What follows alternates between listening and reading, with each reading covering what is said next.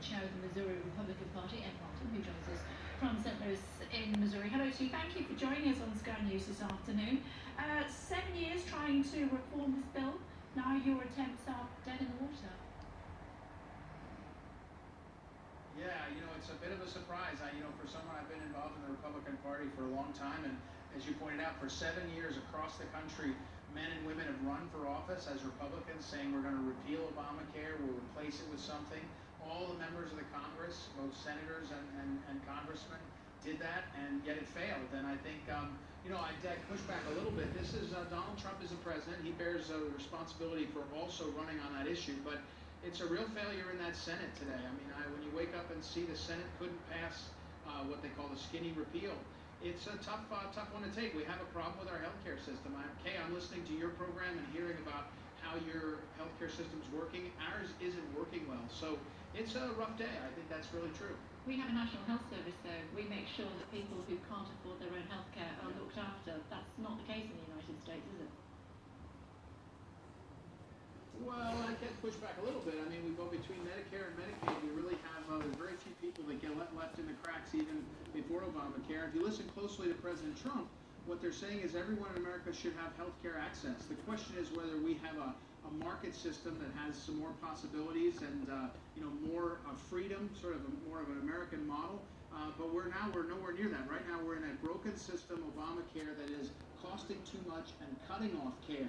People are not getting more access, they're getting less access because the system's failing. So something still has to be done, whether it was done this morning or is going to be done in the coming weeks or months or years.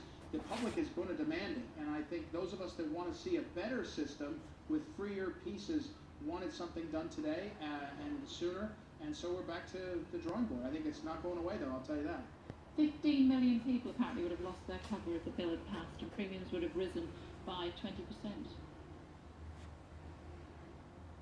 Well, look, right now Obamacare is causing people to lose their care. We have insurers, private insurers in America pulling out of counties all across Missouri and other states. So the system is already taking care away from people regularly. I don't really know what the CBO means, but certainly in America, I can tell you, Kay, it's very important for people in Europe to hear. The conversation shifted. Trump also shifted it. We're shifted towards how do we figure out access for everybody. The question is whether it's a single payer, whether it's a national system only. And that's what we thought the Republicans were running to change the direction.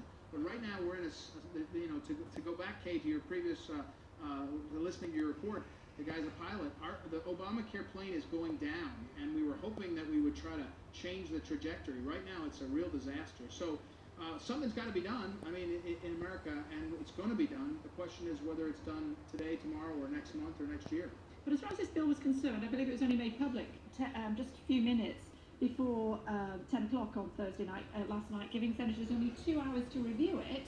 Not an effective way to make change, is it? Yeah. Well, they've had 7 years to prepare. Let's be honest. They've had 7 years since Obamacare passed. They presented lots of proposals. Certainly, you're right about the details of this one, and maybe that's one of the objections. But I would kind of push back again. I would say these men and women in the Senate are professional politicians. We don't have a part-time legislature. They know exactly what's happening. They know why it's happening. And what they really were trying to do today was get to a conference committee in the American system. That's the House and the Senate in a room negotiating both of what they passed. They couldn't even get to that point. So these kinds of excuses right now, 7 years Republicans have had to figure out what they wanted to do after Obamacare, they had control. They didn't get anything done, nothing done. That's a failure for the Republican Party. I would point to Senator McCain voting against this bill, voting against the chance to move ahead.